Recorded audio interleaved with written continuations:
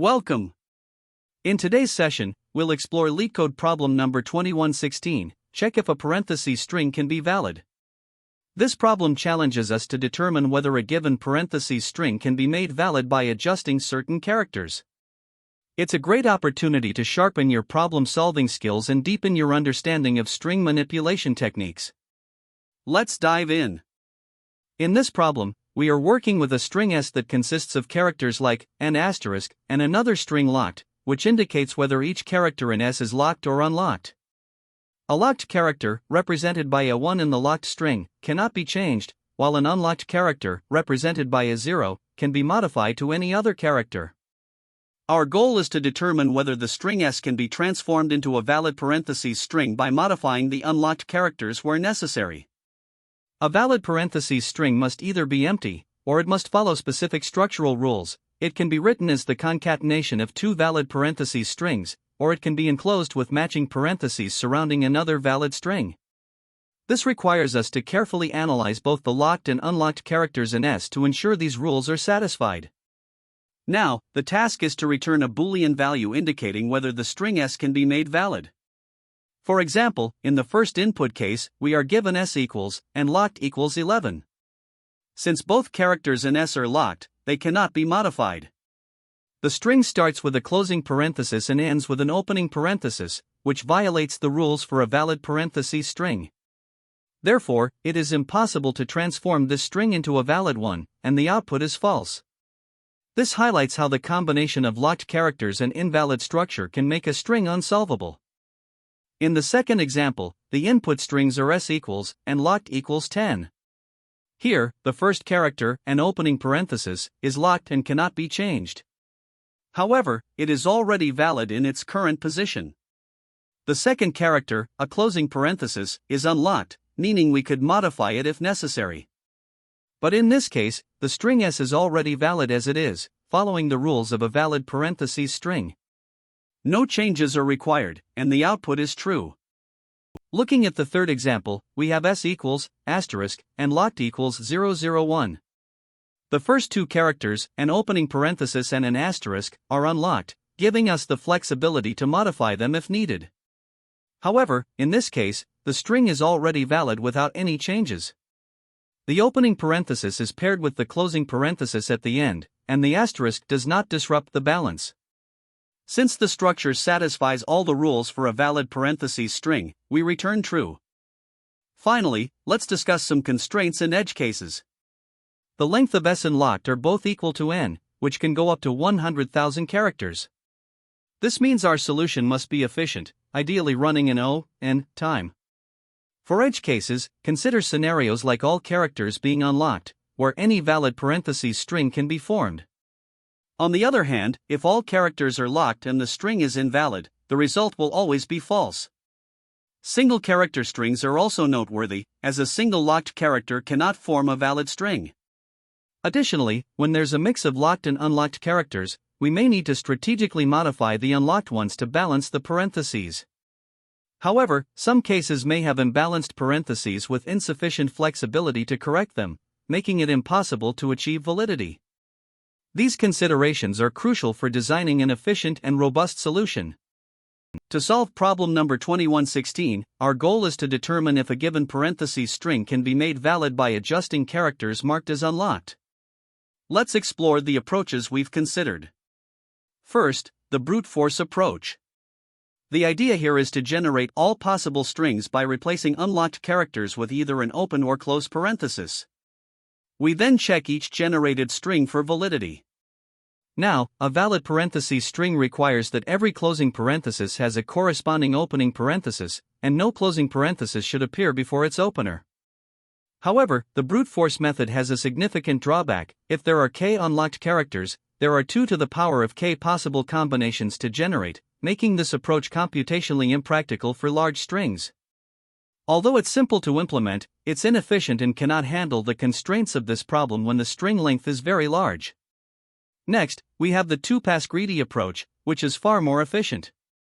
This method uses 2 sweeps through the string. During the forward pass, we simulate the balance of open parentheses, treating unlocked characters as open parentheses to maximize the balance. Then, in the backward pass, we simulate closing parentheses, again taking advantage of unlocked characters as needed.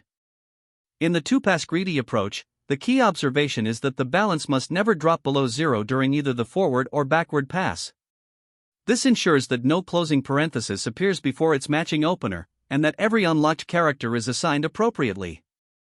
The time complexity of this method is O(n), as we process each character twice, once in each pass. This makes it highly efficient for large strings. However, it's important to handle edge cases carefully, such as strings with many unlocked characters or those with specific locking patterns. Another approach we considered is stack-based.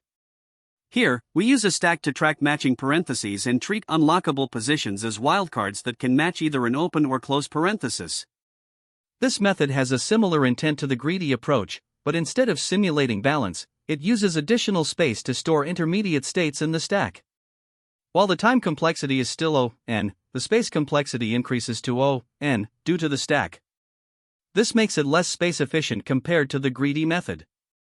In summary, while both the greedy and stack-based methods are valid, the greedy approach stands out for its optimal space usage and its ability to handle the problem's constraints more effectively. The chosen strategy for this problem is the two-pass greedy approach, and here's why. First, it is the most efficient method, achieving O(n) time complexity with O(1) space complexity. This makes it well-suited for handling large input sizes, even up to 10 to the power of 5 characters. The core insight of this approach is that by treating unlocked positions as wildcards, we can dynamically adjust them to maintain balance during both forward and backward passes. This ensures that the string remains valid without the overhead of generating combinations, as in brute force, or maintaining a stack for intermediate states. Additionally, the key observation that balance must remain non-negative in both passes underpins the entire strategy. This handles edge cases naturally, including strings with many locked positions or mixed locking patterns. In terms of trade-offs, while the brute force and stack-based methods have their merits, they fall short in efficiency or space optimization. Therefore, the two-pass greedy approach is the best choice due to its clarity, simplicity, and ability to handle the problem's constraints effectively. To understand the problem, we're given a string S consisting of parentheses characters, and a corresponding locked string of the same length. In this locked string, each character indicates whether the corresponding character in S is locked or unlocked. Specifically, locked I equals 1 means the character S, I, is locked and cannot be changed, while locked I equals 0 means it's unlocked and can be replaced with either, or.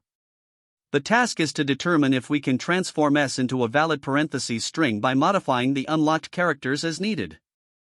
A valid parentheses string follows the standard rules. Every opening parenthesis must have a matching closing parenthesis in the correct order. Our goal is to decide whether this transformation is possible. Now, let's break the solution into manageable steps. We use a greedy two-pass approach to evaluate the validity of the string. First, we check the total length of S. If the length is odd, we can immediately return false because a valid parentheses string always has an even number of characters each requires a matching. Next, we perform a left-to-right pass to simulate balancing open parentheses. For this, we initialize an open_count to 0. As we traverse the string, we increment open_count when we encounter or an unlocked character that can act as. On the other hand, we decrement open_count for, or when an unlocked character is used as a closing parenthesis. If at any point open_count becomes negative, it means there are too many closing parentheses in the prefix of the string, and we can immediately conclude that the string cannot be valid. The next step is the right-to-left pass, which mirrors the left-to-right logic but focuses on balancing closing parentheses. Here, we use a close_count initialized to 0. As we move through the string in reverse, we increment close_count for, or an unlocked character that can be converted into. Similarly, we decrement close_count for, or when an unlocked character is used as an opening parenthesis. If close_count becomes negative at any point, it means there are too many opening parentheses in the suffix of the string, making it impossible to balance. Once both passes are complete, if neither pass returned false, we conclude that the string can indeed be transformed into a valid parentheses string, and we return true. This approach works because of the greedy nature of the problem. The left or right pass ensures that no unmatched closing parentheses exist in any prefix of the string, while the right to left pass ensures that no unmatched opening parentheses exist in any suffix. Unlocked characters provide flexibility by acting as wildcards, which we can strategically convert into either, or, as needed during these passes. The algorithm is efficient, requiring just 2 linear passes through the string, making its time complexity O(n). With only simple counters for tracking balances, the space complexity is O(1). This combination of efficiency and simplicity makes the solution scalable even for large input sizes. When applying this algorithm, it's important to account for edge cases. For instance, strings with odd lengths are automatically invalid since they can never form pairs of parentheses. If all characters in the string are locked, the string must already be valid as is because no modifications are allowed. Conversely, if all characters are unlocked, the string can always be made valid by replacing characters as needed. The more challenging cases occur when the string contains a mix of locked and unlocked characters. This is where the 2-pass approach is most critical. The algorithm handles these cases effectively while maintaining its linear time complexity and constant space usage. Let's illustrate the algorithm with an example. Suppose S is, and locked is 11001. During the left to right pass, we start with open_count at 0. At index 0, S0 is, and locked, so we increment open_count to 1. At index 1, S1 is also, and locked, so we increment again to 2. At index 2, S2 is, but unlocked, so we decrement open_count to 1. At index 3, S3 is, and unlocked, so we decrement again to 0. At index 4, S4 is, and locked, so we decrement to -1. Since open_count goes negative, we know the string is invalid, and we can return false. This demonstrates how the algorithm quickly identifies invalid cases by focusing on parentheses balance. Here, we define a class solution with a method canBeValid that takes 2 inputs, the string S and a string locked. The goal is to determine if the parentheses string can be valid based on the locked status of each character. First, we check if the length of S is odd. If it is, we immediately return false because a valid parentheses string must have an even length to balance the open and close parentheses.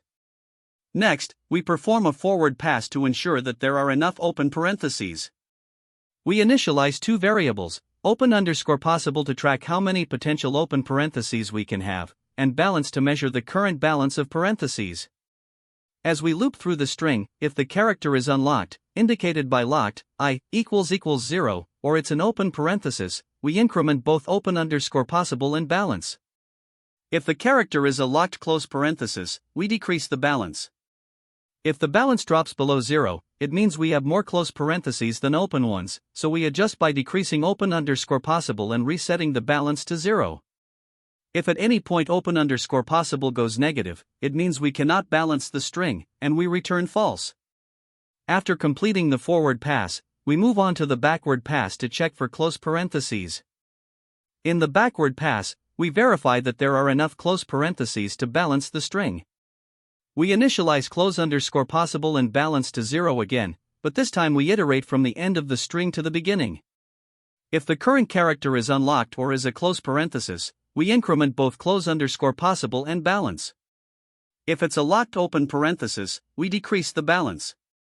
Similar to the forward pass, if the balance drops below 0, we reduce close_possible and reset the balance to 0.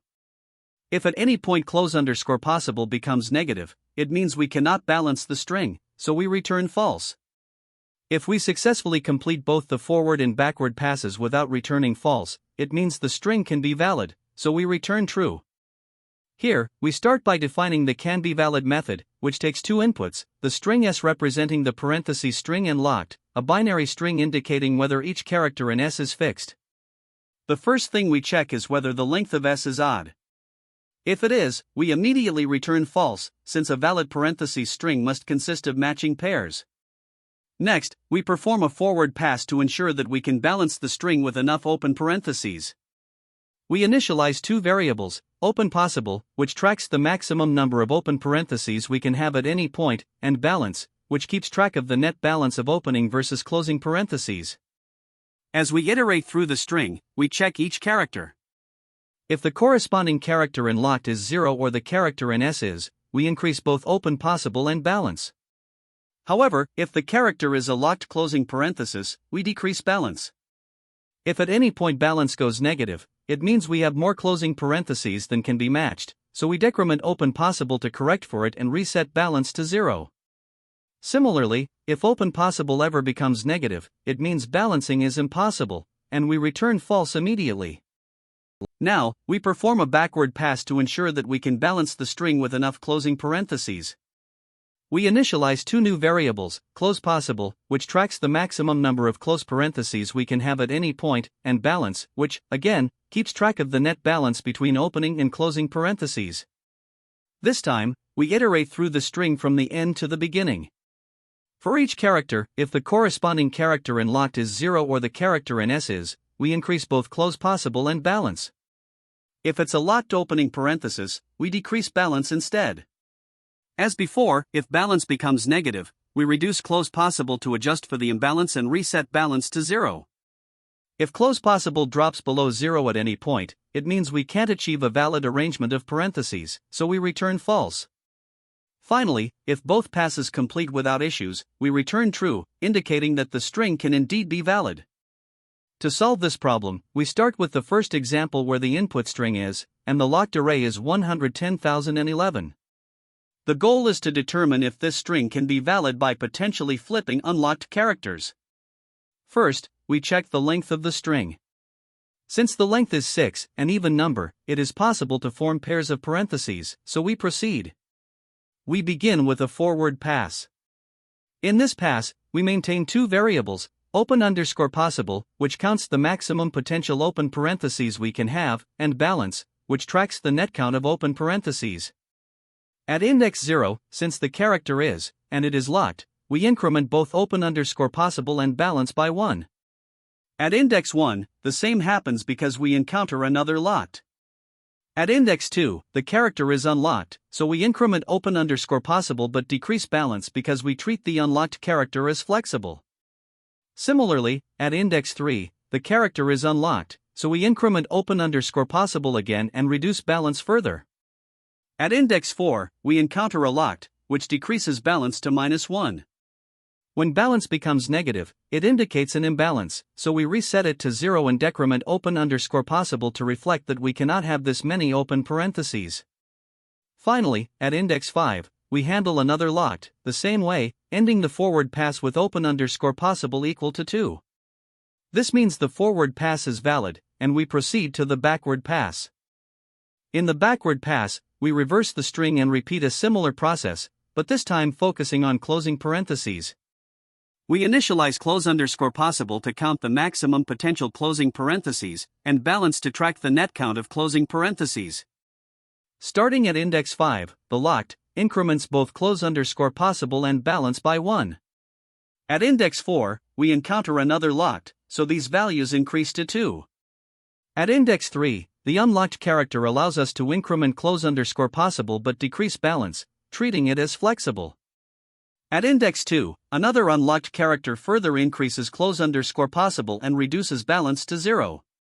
At index 1, we encounter a locked, which decreases balance to -1.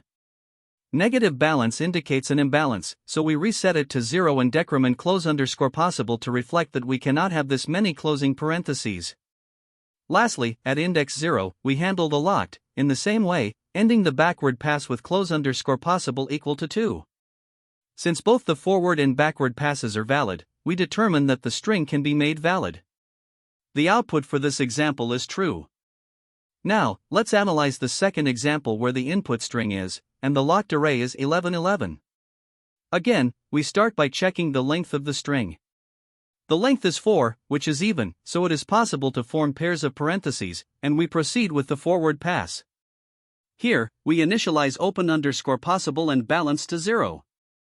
At index 0, the character is, and is locked, so we increment both open_possible and balance by 1. At index 1, we encounter a locked, which decreases balance to 0. At index 2, another locked, decreases balance to -1. Since balance becomes negative, we reset it to 0 and decrement open_possible, leaving open_possible at 0. At index 3, the locked increments open underscore possible and balance to 1. The forward pass ends with open underscore possible equal to 1, so we move to the backward pass. In the backward pass, we again initialize close underscore possible and balance to 0. At index 3, the locked decreases balance to -1. An imbalance occurs here, and resetting balance to 0 forces us to decrement close underscore possible to -1, which is invalid. This failure to maintain a valid state means the string cannot be made valid. Thus, the output for this example is false. Finally, for the third example, the input string is, and the locked array is 00000. This represents a scenario where all characters are unlocked. We begin by checking the length of the string. The length is 5, which is odd. Since an odd-length string cannot form pairs of parentheses, it is immediately determined to be invalid without further computation. Therefore, the output for this example is false. The time complexity of the can-be-valid function is O(n), where n represents the length of the string s. This can be understood by examining the three main steps of the algorithm. First, there's an initial length check to determine if the string length is odd. This condition is evaluated in constant time, O(1). Next, the forward pass involves iterating through the string once from left to right. During this traversal, only a constant number of operations, like arithmetic, comparisons, and variable updates, are performed for each character, contributing O(n) to the total complexity. Similarly, the backward pass iterates through the string from right to left, again performing a constant number of operations for each character, adding another O(n). When we combine these steps, the total time complexity becomes O(1) for the initial check, plus O(n) for the forward pass, and O(n) for the backward pass. This gives us an overall time complexity of O(n). Adding the individual components from the previous analysis, the total time complexity is O(1) plus O(n), which simplifies to O(n). Now, let's consider the space complexity. The space complexity of the can-be-valid function is O(1), as the algorithm doesn't use any additional data structures that scale with the size of the input. The inputs, s and locked, are provided externally and don't contribute to the space complexity since they are not created or modified by the function. Additionally, the algorithm relies on a constant number of auxiliary variables, such as open underscore possible, close underscore possible, and balance. These variables occupy a fixed amount of memory regardless of the size of the input. Because no extra memory is used in proportion to the input size, the space complexity remains O(1). This approach is highly efficient when compared to a brute force solution. A naive method might involve generating all possible strings by replacing unlocked positions, where locked I equals 0 with both, and afterward, it would check if any of these generated strings are valid. However, such an approach would have an exponential time complexity, O(2 to the power of m, where m is the number of unlocked positions. By contrast, the current solution employs a greedy strategy with two linear passes, which reduces the time complexity to O(n), and the space complexity to O(1). In terms of best, average, and worst-case performance, the algorithm consistently performs two passes over the input string. In the best-case scenario, when the string is already valid, or in the average case when there's a mix of locked and unlocked characters, the time complexity is O(n). Even in the worst case, where the string cannot be made valid, both passes still result in O(n) time complexity. To mathematically prove the time complexity of O(n), consider that the algorithm performs exactly two linear passes over the string s. Each pass involves processing every character in the string once, and within each pass, only constant time operations are performed, such as comparisons and updates to variables. This ensures that the total work done is directly proportional to the input size, making the time complexity O(n). For space complexity, the algorithm only uses a constant number of auxiliary variables, regardless of the input size. Since no additional memory is allocated that scales with n, the space complexity is confirmed as O(1). Together, these properties highlight the efficiency of the algorithm in both time and space usage. When solving this problem, there are several common pitfalls to be aware of. One major mistake is ignoring the locked constraints of the string. Locked characters cannot be modified, so treating the entire string as freely editable will lead to incorrect solutions. Another common issue is neglecting to handle edge cases, such as when the string is empty or consists entirely of unlocked characters. For instance, if both S and locked are empty strings, the correct answer is true, but failing to address this can result in errors. Additionally, mismanaging the balancing logic is a frequent error. Simply counting open and close parentheses without accounting for the flexibility of unlocked positions can leave gaps in your solution. For example, unlocked characters can substitute as either, or, to achieve balance, and overlooking this flexibility is problematic. It's also important to avoid overcomplicating your approach. While the problem may seem daunting, a greedy algorithm can solve it efficiently in time. Lastly, failing to validate the string in both directions is another common oversight. Ensuring balance from left to right is not enough, you must also check from right to left to guarantee the string is valid overall. The key to mastering this problem is understanding the role of unlocked characters. These provide flexibility, as each can act as an open parenthesis, a close parenthesis, or even be ignored entirely, depending on the needs for balancing. A highly effective way to solve this is by using a two-pass greedy approach. The first pass goes from left to right, ensuring that there are enough unmatched open parentheses. The second pass goes from right to left to confirm there are enough unmatched closing parentheses. This method ensures that the string maintains its balance in both directions. It's also worth noting that while this greedy approach is efficient, it can be challenging to implement under time pressure during an interview. Clearly explaining your thought process to the interviewer is just as important as arriving at the correct solution. Simplifying edge cases is another critical component. Be ready to articulate how your solution handles scenarios like empty strings or strings where all characters are unlocked. Lastly, exploring related problems, such as LeetCode number 20 or number 921, can help you recognize patterns and refine your understanding of balanced parentheses. To wrap up, let's consider some alternative approaches and their trade-offs. A brute force method involves generating all possible replacements for unlocked characters and checking each combination for validity. While straightforward in concept, this approach is highly inefficient, with exponential time complexity, making it impractical for larger inputs. Another option is the stack-based approach, which can help track open parentheses to validate the string. However, this requires additional space and doesn't fully utilize the flexibility of unlocked characters. The most efficient and intuitive strategy is the two-pointer approach. By tracking the minimum and maximum possible open parentheses as you traverse the string from both directions, you can ensure balance in time in space. Finally, while dynamic programming is another potential solution, it is generally unnecessary for this problem. DP introduces higher space complexity and is more appropriate for scenarios requiring extensive state management. Ultimately, the two-pointer method offers the best balance of simplicity and efficiency for this challenge. Great job making it to the end. Today, we tackled a challenging problem and explored an efficient method to validate a parentheses string. Remember the key insights you learned here, as they can be applied to many similar problems. Thanks for watching, and I'll see you in the next session. That's the end of this tutorial.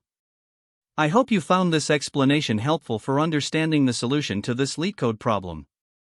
If you enjoyed this content, please consider subscribing to the channel for more coding tutorials and solutions. Feel free to leave a like if this video helped you, and don't hesitate to comment with any questions you might have. Thanks for watching, and happy coding!